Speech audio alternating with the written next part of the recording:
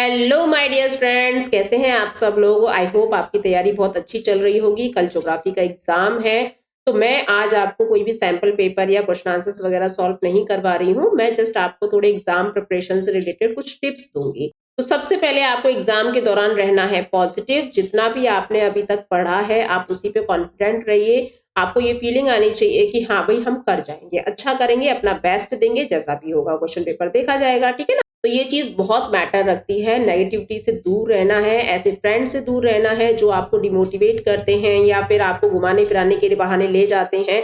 तो अभी कुछ समय के लिए ये सारी चीजें छोड़ दीजिए। एग्जाम के बाद आप यही सब करोगे, है ना। तो लेकिन अभी आपको क्या है, जब तक आपके एग्जाम्स है तो कम से कम आप अपने आप को ऐसे आइसोलेट कर लीजिए कि हाँ भाई हमें फालतू किसी भी नेगेटिविटी से या किसी भी ऐसे फ्रेंड्स वगैरह से जो हमारा माइंड डिस्ट्रैक्ट करते हैं उनसे दूर रहना है, ठीक है। तो पॉजिटिव रहिए, खुश रहिए, अपने माइंड को फ्रेश रखिए। बिल्कुल लो फील करने की जरूरत नहीं है स्टूडेंट्स। और सबसे मेन चीज है रिवीजन, ठीक है। आपने जो भी अभी तक पढ़ा है उसको रिवाइज करती रहिए, मल्टीपल टाइम रिवाइज कीजिए। और देखो आपकी जैसे ज्योग्राफी की 2 बुक्स है, ठीक है। तो आपको क्या करना है, उसको कुछ पार्ट्स में डिवाइड कर लो कि भाई इतने चैप्टर्स का रिवीजन जो है हमें इतने टाइम में कर देना है और दूसरा जो है हमें इतने टाइम में कर देना है। तो ऐसे करके आपको जस्ट रिवाइज करना है, मोटा मोटा सब कुछ देख लेना है, मैप्स देख लेना है, जो भी आपके सोर्स बेस्ड के क्वेश्चंस आते हैं उसके अंदर सोर्सेज देख लो, छोटे छोटे जो बॉक्सेस वगैरह दे रखे हैं वो देख लिए, कंटेंट पर नजर मार लो कि भाई सारे टॉपिक से हम फेमिलियर है कि नहीं है। और रिवीजन करते समय भी ना इतना डिस्ट्रैक्शन नहीं रखना है कि भाई कहाँ से स्टार्ट करूँ, ये भी पढ़ लूँ वो भी पढ़ लूँ, ऐसा नहीं रखना है, ठीक। आप जो है चीजों को डिवाइड कर लीजिए, एक बार सारे क्वेश्चंस देख लीजिए, फिर मैप देख लीजिए, फिर सोर्स बेस्ड क्वेश्चंस देख लीजिए। ऐसे करके जस्ट जितने भी आपको मैंने सैंपल पेपर कराए हैं एक बार जरूर नजर मार के जाना स्टूडेंट, आपको बहुत काम आएंगे वो। और दूसरी चीज है डिस्ट्रैक्शन नहीं आना चाहिए आपके दिमाग में। जब अगर आप पढ़ने बैठे तो आप सिर्फ पढ़ाई करो, ओके। नहीं ना कि मतलब आप फोन से पढ़ाई करने के लिए मतलब अपने पेरेंट्स को बोल दिया कि भाई हम पढ़ रहे हैं, फोन दे दीजिए, और आप उसमें व्हाट्सएप चला रहे हो, इंस्टा चला रहे हो, फेसबुक चला रहे हो, तो आपका जो समय जाएगा ना वो आपका ऐसे ही बर्बाद होगा। बिल्कुल आप उसको यूटिलाइज नहीं कर पाओगे और वो दोबारा लौट के भी नहीं आने वाला। तो इसीलिए क्या करना है, डिस्ट्रैक्शन को बिल्कुल खत्म कर दो। पढ़ाई के दौरान आपके पास आपकी बुक्स रहनी चाहिए, ना टीवी ना लैपटॉप, है ना। और फोन को भी देखना है तो बहुत इंपॉर्टेंट अगर कोई चीज है जो आपको मतलब थोड़ा सा पजल कर रही है कि भाई इसका क्लैरिफिकेशन हम कर लेते हैं, तो उसको करके फटाफट साइड में रख दो। फोन सबसे बड़ा डिस्ट्रैक्शन है आज की डेट में, ठीक है ना। तो उससे बिल्कुल दूरी बना के रखनी है। अभी आप अपनी एनसीईआरटी उठाओ, जितनी भी चीजें आपको एनसीईआरटी में दे रखी है ना वो मोर देन इनफ है। आप उन्हीं को बार बार रिवाइज कर लो, बहुत हो जाएगा आपके लिए, ठीक है। और जैसे आप एग्जाम्स देने जाते हो तो आपको अपने साथ एक पानी की छोटी सी बोतल जरूर रखनी है, ट्रांसपेरेंट वाली, ठीक है। बिल्कुल भी नर्वस नहीं होना है। मेन आपको ध्यान देना है कि आपको जो क्वेश्चन पेपर का सेगमेंट है ना उसको किस तरीके से प्रिपेयर करना है। पहले कौन सा सेक्शन जो है उसको अटेम्प्ट करना है। देखो जिसमें ज्यादा कंफ्यूजन है, जो चीज आपको कम आती है उसको बाद में उठाना। जिस सेक्शन में आपको बहुत श्योर है कि हाँ इसके क्वेश्चंस में सारे सॉल्व कर सकता हूँ या कर सकती हूँ, तो उसको आप सबसे पहले अटेम्प्ट करना। आपको अपने एग्जाम का 1.5 से 2 घंटा ऐसी चीजों को देना है जिसमें आप डैम श्योर हो कि हाँ भाई ये सारी चीजें जो है मुझे बिना कंफ्यूजन के आती है।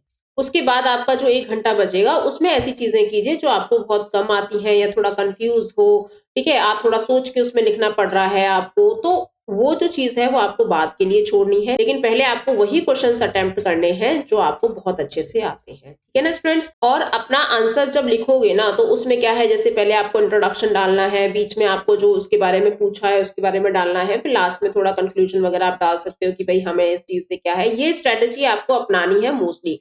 और छोटे मोटे आप मैप्स भी डाल सकते हो, जैसे अगर कोस्टल एरियाज के बारे में पूछ लिया है तो आप साउथ का जो इंडिया का पार्ट है ना वो ड्रॉ कर सकते हो। अगर आपको हिमालयाज के बारे में पूछ लिया है तो ऊपर का पार्ट बना सकते हो। अगर आपको सेटलमेंट के बारे में पूछ लिया है तो आप फ्लो चार्ट बना सकते हो। तो ऐसी चीजें जो है आपको डालनी है ना, एक्टिविटीज वगैरह पूछनी है। तो किस तरीके से आप अपने आंसर को रिप्रेजेंट करते हो ना, ये सबसे ज्यादा जो आंसर राइटिंग की सबसे बेस्ट चीज यही होती है कि आपको रिप्रेजेंट कैसे करना है अपने आंसर को। और उतना ही टीचर के लिए बहुत ईजी रहता है वो, और टीचर भी खुश होकर पूरे नंबर दे देता है, ठीक है।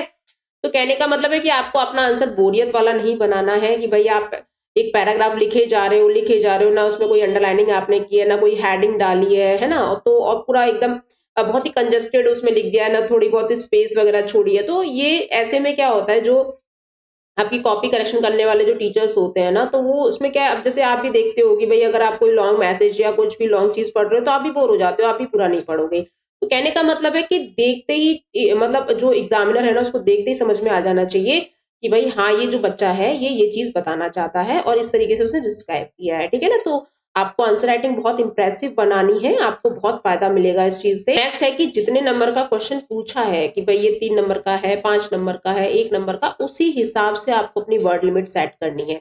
ये नहीं है कि लिखे जा रहे हो, अरे नंबर तो आपको उतने ही मिलेंगे, आप कितना भी उसको एक्सपेंड कर लो। तो आपको क्वेश्चन पेपर के इंस्ट्रक्शंस में दे रखा होता है कि आपको इतनी वर्ड लिमिट में ही उसको लिखना है, तो उतने ही वर्ड लिमिट में लिखना है, उससे ज्यादा 19-20 हो जाए उससे कोई फर्क नहीं पड़ता, लेकिन इतना लेंथी नहीं लिखना है कि आपका टाइम उसी में वेस्ट हो गया, ठीक है। किसी भी क्वेश्चन को टाइम के हिसाब से मैनेज करना बहुत जरूरी है, ठीक है। तो जैसे कि लॉन्ग क्वेश्चन है उसको 10 से 15 मिनट में हमको खत्म करना है, शॉर्ट है 8-7 मिनट में उसको खत्म करना है, तो इस तरीके से आपको ये स्ट्रेटेजी बनानी पड़ेगी। एमसीक्यूज है, अगर आ रहे हैं वेल एंड गुड, नहीं आ रहे स्किप करो, आगे बढ़ो, ठीक है। जो आ रहा है, जो बहुत अच्छी तरीके से आ रहा है कि भाई हमें इसमें कोई कंफ्यूजन नहीं है, इसका आंसर यही है, तो आपको उसी का आंसर लिख देना है।